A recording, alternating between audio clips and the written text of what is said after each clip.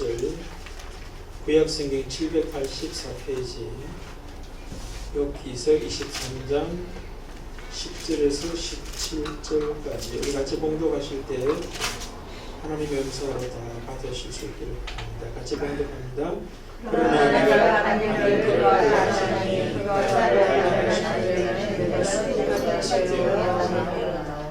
내 발이 그의 걸음을 따랐으며 내가 그의 길을 지켜 치우치지 아니하고 내가 그의 길을 행하지 아니하고 정한 주보다 그의 말씀을 듣기 하도다. 그는 뜻이 일정하시니 그의 돌이키라 그의 마음이 하다하시는 것을 알지니 그는 찾지 마시는 것을 이루실 것이다. 이런 일에 그에게 하나님이 있으라. 그러므로 내가 감사하며 어찌하여 두려워하느냐. 하나님이 나의 마음을 하시는 자를 그렇게 하셨나니 이는 내가 두려워하는 것이 어디냐. 하나님의 얼굴을 내게 아니라. 아멘. 오늘 여러분 많이 빠졌었네요. 오늘은 감사의 축복이라는 제목으로 여러분들 하나님의 말씀을 나누려고 합니다. 여러분 자신의 삶을 한번 돌아보셨으면 좋겠어요. 나는 감사의 축복을 누리고 있는가? 감사의 축복을 누리고 있는가? 여러분 어때요? 감사의 삶이 풍성하십니까? 네. 우리 이것은 감사의 주제 참여한 것 같아요. 또 오늘 말씀하고 연결되는 것 같아서 감사를 드립니다. 근데 여러분 우리나라 사람들 보면은 감사가 별로 없다 하는 걸 대부분 알 수가 있어요. 우리나라가 세계에서 1등 하는 게 몇 가지 있죠, 그죠? 자살률. 좋지 않은 거예요.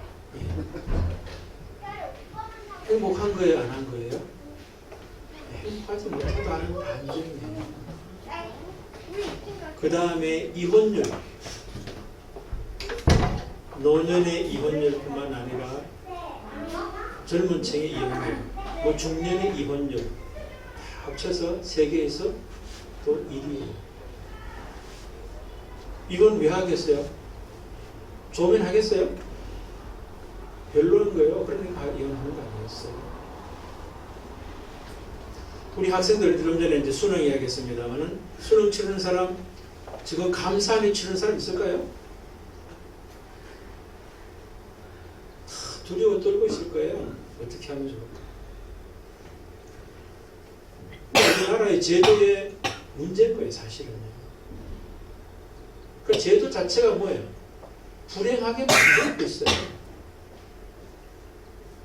그러니까 젊은 학생이나 노년의 사람이나 청년들 요즘 행복해요? 한동안 뭐 헬 지옥 이야기 많이 했죠, 그죠?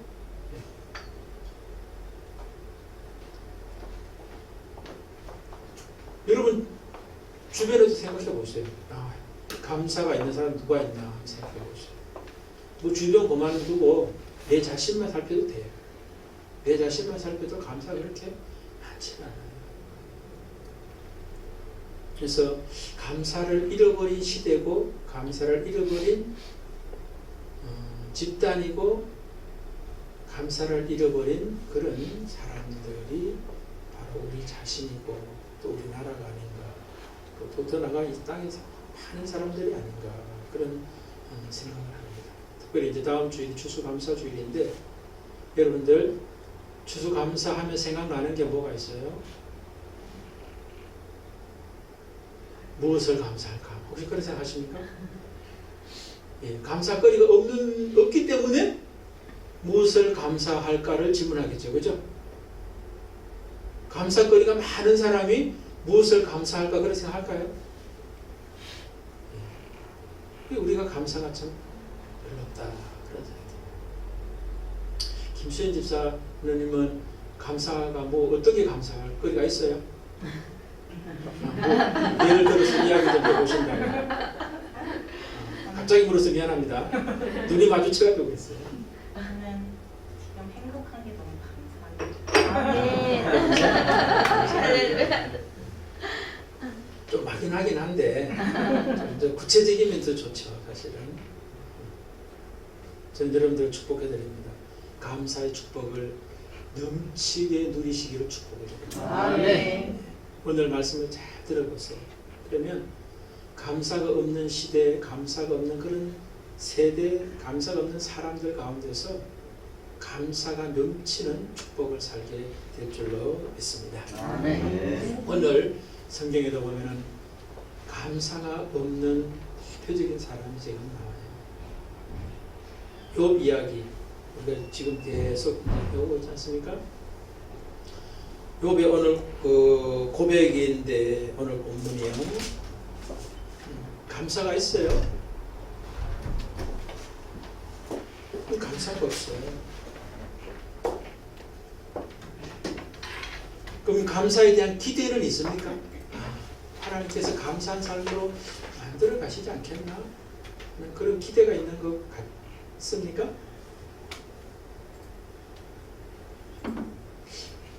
많은 경우 감사를 기대하는 것처럼 보여요. 10절에 보면 우리가 잘 아는 말씀이죠. 그죠? 10절 한번 읽어봅시다. 그러나 내가 가는 길을 그가 아시며 그가 나를 가게 하시면 내가 순금같이 되리라.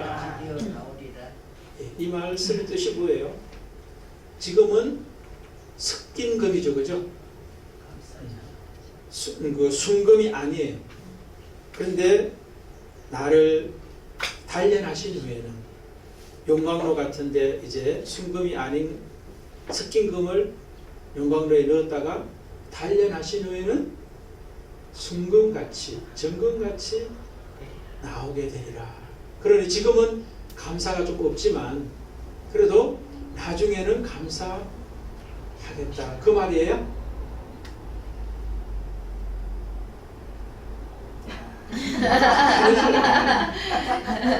시험에 들게 되셨어요.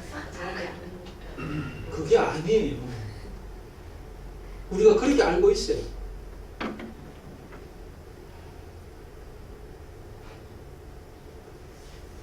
지금 자기 자신이 순금이 아니라 섞인 어떤 그 금이라고 욥이 자기 자신을 말하는 게 아니에요. 자기가 순금이라는 거예요, 지금. 그런데 뭐예요? 남들이 못 알아주는 게 지금 마음이 상한 거예요. 지금 바로 앞에 엘리바스라고 하는 사람이 너 죄 때문에 지금 네가 이렇게 고통당하고 있다. 그러니까 회개해라 하는 그런 이야기를 계속하고 있거든요. 근데 아니야. 나 회개할 거 없어. 나 하나님 앞에 의로운 사람이야. 나 정금 같은 순금 같은 사람이야. 그 이야기를 하고 있는 거예요. 자기가 지금 섞인 금이라면 뭐예요? 용광로 들어갔다 나오면 순금이 될 거니까 감사거리가 되겠죠. 그죠? 근데 자기가 이미 뭐 순금인데 뭐 다시 뭐 순금이 돼야 될 이유가 없어요. 그러니까 이게 미래에 대한 기대와 소망 가운데서 감사하는 게 아니라는 거예요. 그걸 어떻게 알 수 있냐면은 11절, 12절 보면 대부분 알 수 있어요. 자기는 이미 순금이라는 거예요. 11절, 12절 우리 한번 같이 읽어봅시다. 내 발이 그의 걸음을 바로 따랐으며 내가 그의 길을 지켜 치우치지 아니하였고 내가 그의 입술의 명령을 어기지 아니하고 정한 음식보다 그의 입의 말씀을 귀히 여겼도다. 자기에게 고칠 게 있어요, 없어요? 하나님 말씀대로 너무 잘 살고 있는 거잖아요. 그러니까 하나님이 자기를 고쳐줘야 할 게 없어요. 그러니까 자기는 이미 순금이야. 그런데 남들이 자기를 순금이 아니라고 말하는 것이, 정죄하는 것이 너무 막 괴로운 거예요. 그래서 너희들 하나님이 나를 단련하시고 난 다음에 반드시 순금이라는 것을 증명해 주실 것이라는 이야기가 지금 그 이야기예요. 너희들 나보고 순금 아니라고 그러는데 난 이미 순금이야. 하나님이 언젠가 나를 순금이라는 것을 증명할 때가 올 것이다. 그러면 미래에 대한 기대가 있는 것도 아니죠. 그죠? 그러니까 이 사람은 감사가 없어요. 그 다음에 또 그 뒤에 가보십시오. 16, 17절 한번 읽어보실까요? 하나님이 나의 마음을 약하게 하시며 전능자가 나를 두렵게 하셨나니 이는 내가 두려워하는 것이 어두움 때문이나 흑암이 내 얼굴을 가렸기 때문이 아니로다. 여기서 보면 뭐예요? 요번 지금 하나님이 내 마음을 약하게 했다. 이 말은 또 다른 번역 성경에는 낙심케 했다. 그렇게 되어 있습니다. 그 다음에 하나님이 전능자이신 하나님이 나를 두렵게 했다. 그 뒤에 또 두렵다. 어두움이나 흑암이 내 얼굴을 가려서 두려운 것이 아니라 하나님 때문에 내가 두려워한다 하는 그 이야기를 하고 있어요. 그럼 지금 욥은 지금 감사가 없어요. 감사가 없어요. 그럼 여러분들 이렇게 말할 수 있겠죠. 욥 같은 상황에서 어떻게 감사할 수 있겠느냐라고 그렇게 반문할 수 있을 거예요. 우리가 욥의 그 형편을 너무 잘 알잖아요. 그렇죠? 네. 그런데도 감사할 수 있어요. 그럼에도 불구하고 감사할 수 있다니까요. 그러니까 감사의 축복이 뭔지 몰라서 그런 거예요. 아멘 하는 분은 아무도 없었어요. 아멘. 감사의 축복을 뭔지 모르니까 지금 안 되는 거예요. 감사의 축복이 뭔가를 알면은 상황이 문제가 아니에요. 사람이 문제가 안 돼요.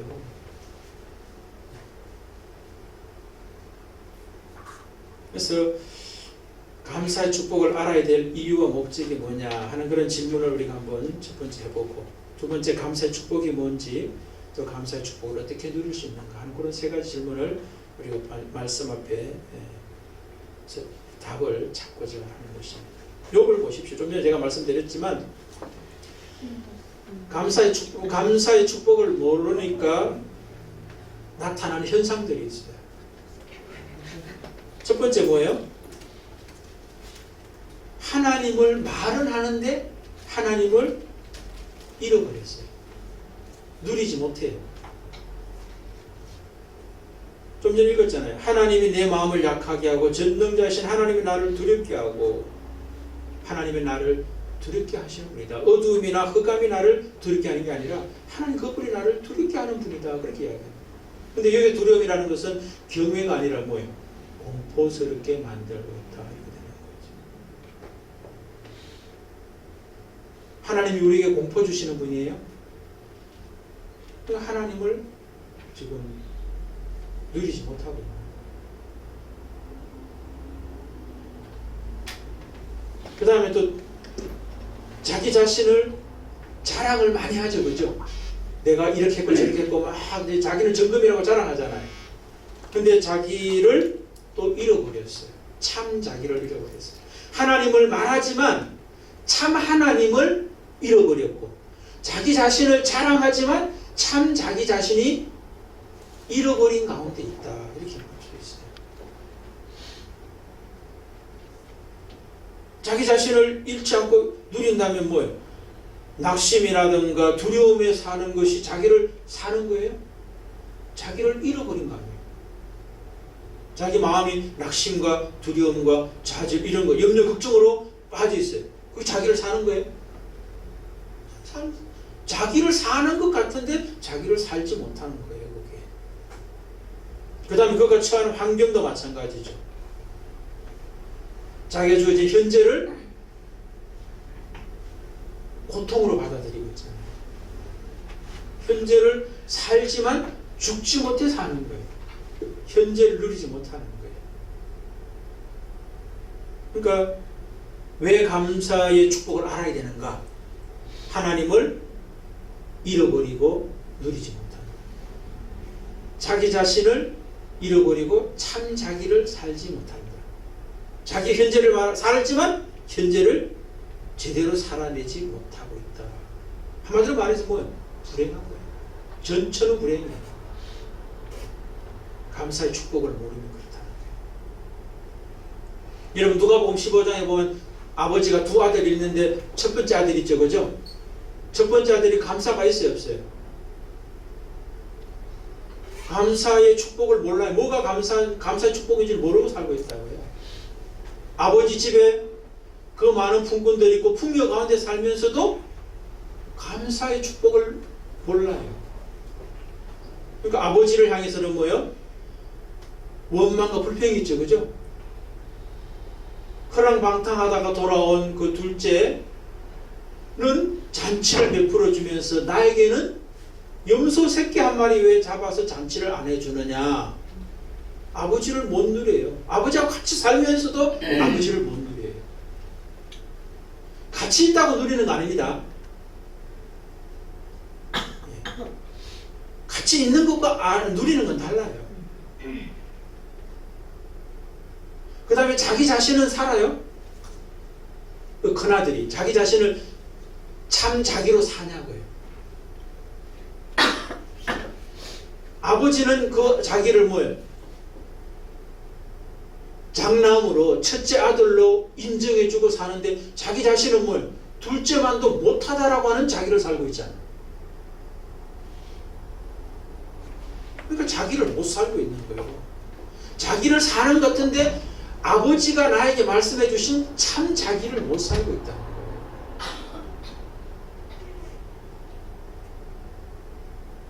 그 다음에 그의 삶의 환경이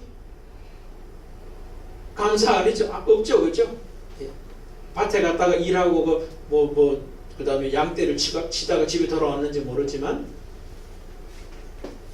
자기가 한 일이 수고일 뿐이지 감사가 없어요. 그러니까 잔치의 자리에 들어가요, 안 들어가요? 안 들어가잖아요. 그러니까 그 종에게 이게 무슨 일이냐라고 묻고 있잖아요. 그랬더니 종이 집 나갔던 둘째 아들이 돌아와서 지금 아버지가 잔치 베풀어 줍니다 하니까 막 성질 내잖아요. 그리고 아버지한테 이제 화를 내잖아요. 그러니까 우리 집에 있는 거 모든 거 다 네 건데 왜 그러냐 그런 이야기를 하잖아요. 그러니까 현재를 못 누리고 못 살고 있는 그런 모습들이다, 그렇게 볼 수 있죠. 그래서 여러분, 우리가 왜 감사의 축복을 알아야 되느냐? 참 하나님을 말하면서도 하나님을 누리지 못하고 자기를 사는 것 같은데 자기다운 자기를 살아내지 못하고 자기에게 주어진 현재를 감사의 현재로 살지 못하기 때문에 감사의 축복을 알아야 된다, 그렇게 말씀드리고 싶습니다. 두 번째, 그럼 감사의 축복이 뭐냐? 그런 질문을 우리가 해야 되는데요. 여러분, 감사한다는 말과 생각한다는 말이 같은 뿌리에서 온 거 아시죠? 그죠? 저는 뭐 발음은 별로예요. 감사하다는 말의 영어가 뭐예요? 예, 아니, 땡큐 이러면 당신에게 감사한다는, 그냥 감사하다는 것 자체는, 예, 여러분 아시죠? THANK. 발음은 저도 잘 못해요. 두 번째, 근데 생각한다는 말은 또 뭐예요? 예, 발음은 여러분이 알아서 하세요. THINK. 비슷끼리 하죠, 그죠? 감사는 생각하면서 온다는 거예요. 생각을 곰곰이 해보면 뭐예요? 감사할 것밖에 없다. 감사 안 한다 이 말은 뭘 안 한다는 거예요? 생각을 안 한다. 그렇지, 생각을 안 한다는 거예요. 머리만 달고 다니지 생각 없이 산다, 이렇게 되는 거예요. 여러분들 얼마나 감사하는지 다음 주에 보겠어요.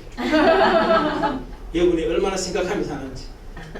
그런데 여러분, 축복이라는 말은 축복하다, 이게 영어로 뭐예요? bless죠, 그죠? BLESS, bless. 근데 이것이 어디서 온 말인지 아는 사람 계세요?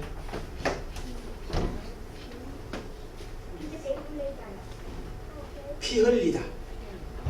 피 흘리다가 영어로 뭐예요? bleed.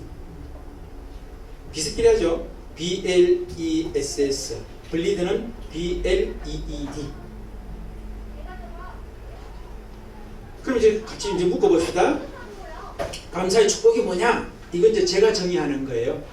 성경적 어떤 그런 관점에서 감사의 축복은 알아야 할 것을 바르게 알기 위해 피를 흘리는 거예요.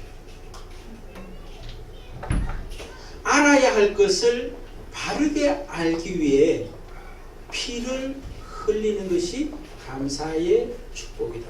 그렇게 저는 말씀드릴 수 있어요.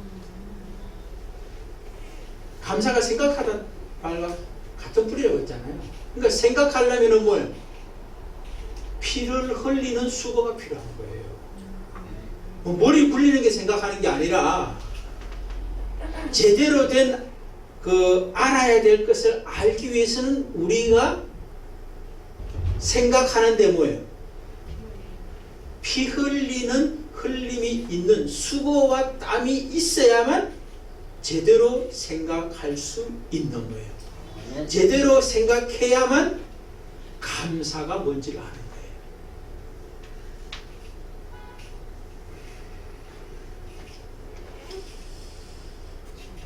저는 맞는 것 같아요. 제가 볼 때. 감사의 축복은 알아야 될 것을 바르게 알기 위해서 피 흘리는 그런 수고와 애씀, 생각 이런 것들이 있을 때 감사가 나온다. 예를 들면 또 쉬워요.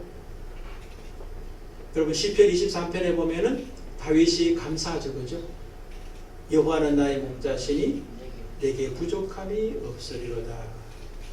내 잔이 차고 넘치나이다. 감사 이야기거든요. 근데 여호와가 나의 목자라고 하는 것을 바로 알기 위해서는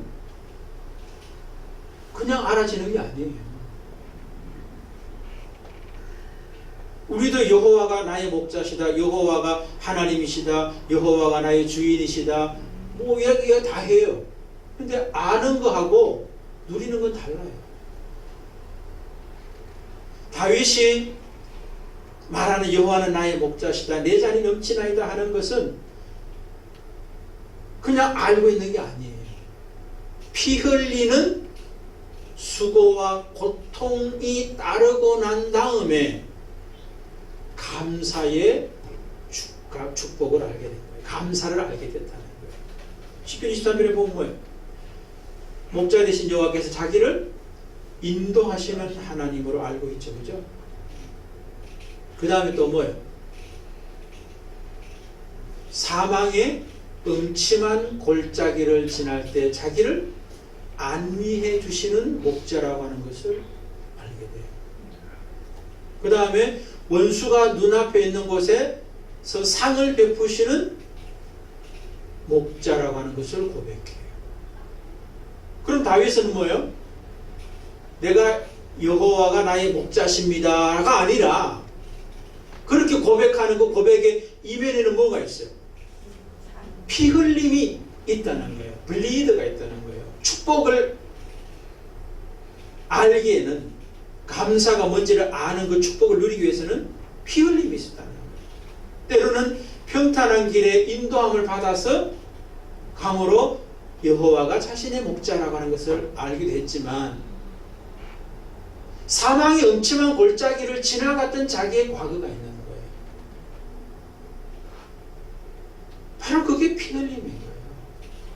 블리드라고 하는 게. 원수가 눈앞에 있는 곳, 그 대표적인 게 뭐예요? 사울이 자기의 눈앞에서 있었고 자기 아들 압살롬이 자기 눈앞에서 자기를 죽이려고 했던 그 죽음의 모습을 감당했던 거예요.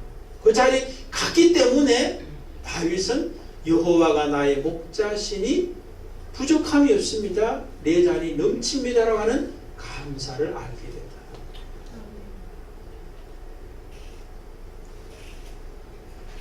다니엘도 마찬가지 아닐까 싶어요. 다니엘 6장에 보면은 우리가 사자굴 앞에 놓고서 이제 기도하잖아요. 그죠?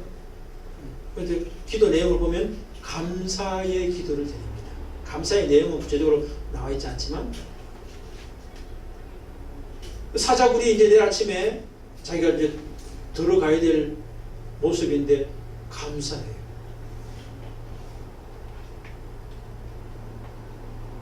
실제적으로 또 그 들어가고 난 다음에 어떻게 됩니까?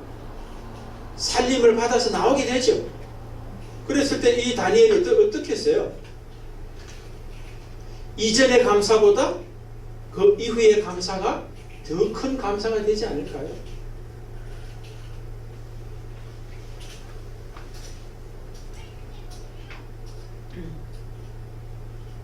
사랑하는 성도 여러분, 우리가 감사의 축복을 제대로 알기 위해서는 감사에는 반드시 피 흘림이 있어야 된다고 하는 것을 꼭 아셨으면 좋겠어요. 세 번째, 감사의 축복을 어떻게 누릴 수 있는가?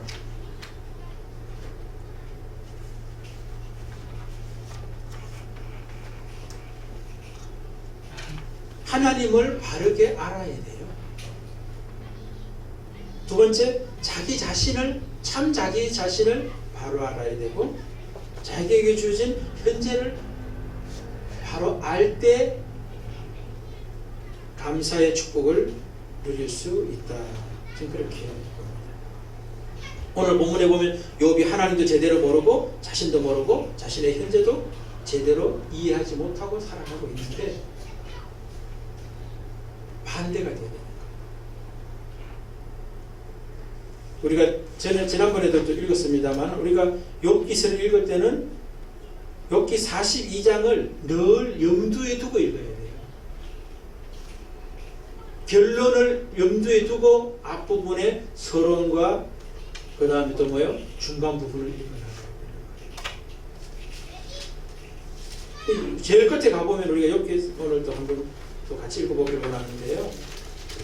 42장 1절하고 4절까지 아니 6절까지 다 같이 한번 읽어봅시다. 또 같이 읽겠습니다. 욥이 여호와께 대답하이르되 주께서는 몸 자신이 역사하며 무슨 계획이든지 못 이루실 것이 없는 줄 아오니 무지한 말로 이치를 가리는 자는 보니까 나는 깨닫지 못하고 스스로 알 수도 없고 다리기도 어려운 말하노라.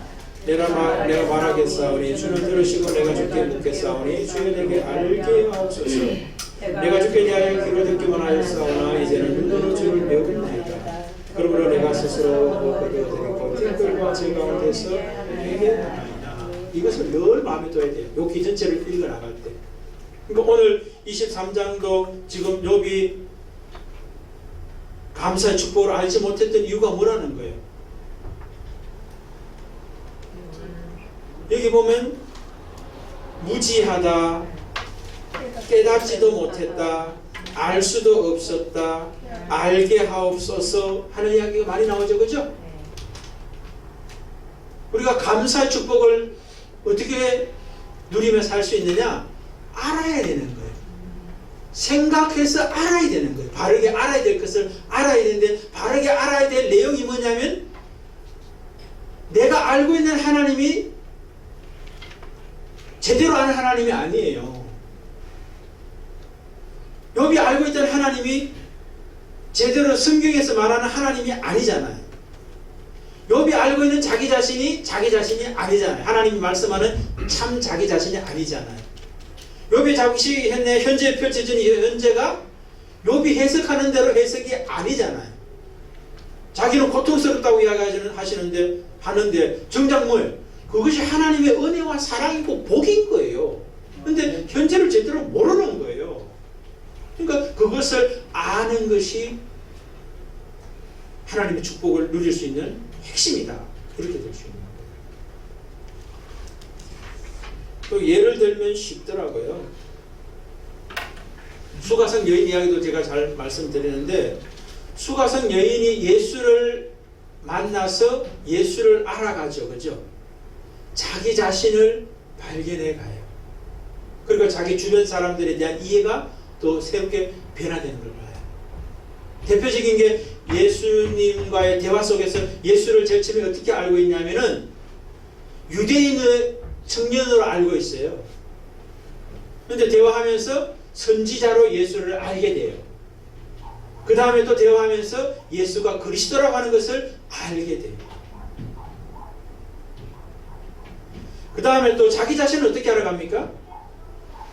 자기 자신은 사마리아의 한 미천한 여인으로 알고 있어요. 왕따 당하는 사람으로 알고 있다는 거예요. 그런데 대화하면서 야곱의 후손으로 자기 자신의 정체성을 또 알아가요.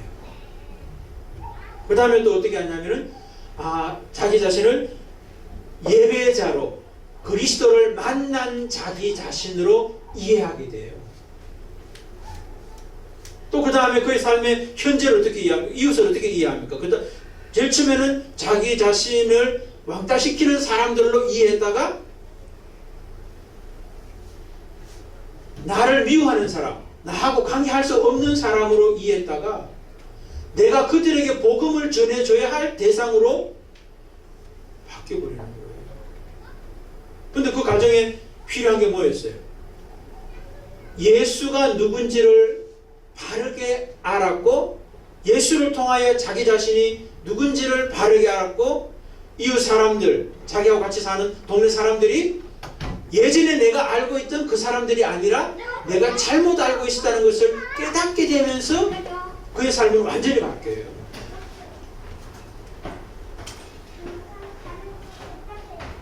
그 다음에 둘째 아들, 셋째 아들 제가 말씀 누가복음 15장 이야기잖아요.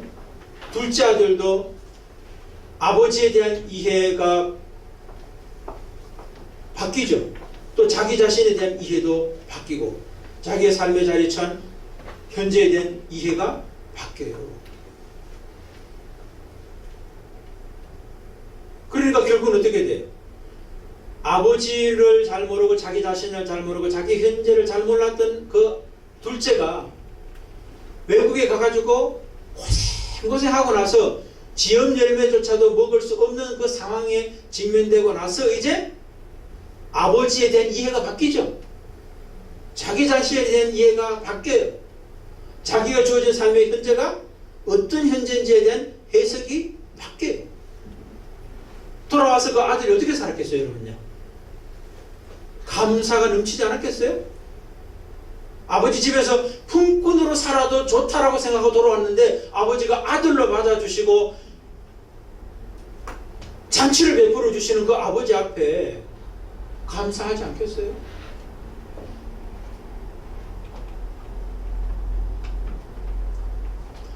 제가 텔레비전 잘 안 보는데 보는 프로그램 중에 하나가 자연인이다. 나는 자연인이다. 그거는 제가 꼭 챙겨봅니다. 50대가 제일 많이 보는 프로그램이 그거라고 하더라고요. 저도 그걸 보게 되더라고요. 수요일 마치고 예배 마치고 가면은 꼭 해. 밥 먹고 나서 이제 보면 이제 그 타임하고 같이 맞춰요. 그러니까 제가 보는데 이제 우리 집 애들도 이제 그래. 아빠 자연인 안 보냐고 잊어버릴까봐. 그래서 제가 또 보죠. 근데 그 특징이 있어요. 사람들이 하는 말 중에 전부 다 감사를 고백해.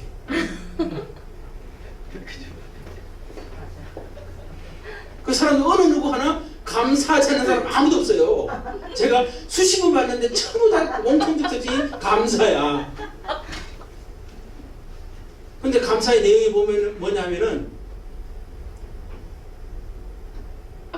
자연이지, 그지? 그냥 뭐 풀잎 하나 보고 꽃잎 하나 보고 감사해. 시원한 공기, 좋은 공기 마실 수 있는 게 감사하다고. 또 건강을 또 회복해서 감사하다고. 뭐 그런 이야기예요. 다 전부 다 보면. 근데 그런 사람이 또 공통된 특징이 또 있더라고. 그렇게 고백하기 이전에 특징이 있더라고. 그 특징이 뭐겠어요? 그렇지. 죽다 살아났어. 질병으로 죽다 살아났든지 사업으로 죽다가 죽다 살아난 것도 아니지. 죽어가지고 이제 걸러 들어온 거예요. 살아났으면 안 들어왔겠지. 사업이 망하고 이제 병원에서도 당신 이제 고칠 수 없다. 포기하니까 이 사람들이 이제 뭐 이제 깊은 숲속으로 들어온 거예요. 여러분, 감사의 축복은 어떻게 한다고요? 하나님과 자기 자신과 나의 현재가 무엇인지를 제대로 알아야 되는 거예요. 제대로 알면 감사 안 할 것이 아무것도 없는 거예요. 아멘. 그런 사람으로 세우시기 위해서 하나님은 뭐예요? 환경적으로든지 자기 자신이든지 하나님에 대한 잘못 알고 있는 것을 가르쳐야 되잖아요. 알려줘야 되잖아요. 그러니까 욥에게 환경적인 거든 관계적인 거든 하나님에 대한 이해를 바르게 할 수 있도록 하기 위해서 그렇게 나옵니다. 그런 점에서 보면 욥도 제가 볼 때는 되게 교만한 사람이에요. 자기는 자기가 잘났다 생각하는데 제가 볼 땐 욥만큼 교만한 사람도 없다는 생각이 제 생각이에요. 우리는 욥이 믿음이 아주 좋았다라고 말하는데 제가 볼 땐 욥이 믿음이 너무 없었어요.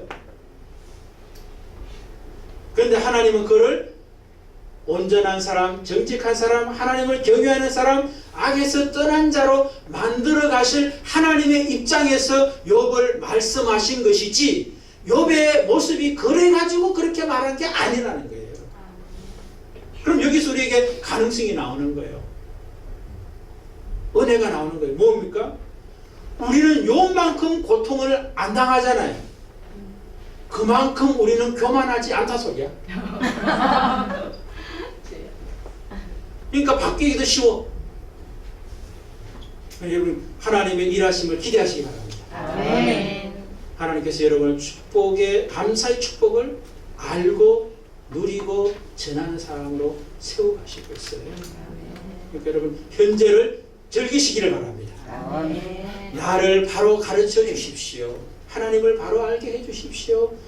그 가운데 우리가 하루하루 살아가시면 반드시 감사의 축복을 누리고 전하게 될 줄로 믿습니다. 아멘. 우리 453장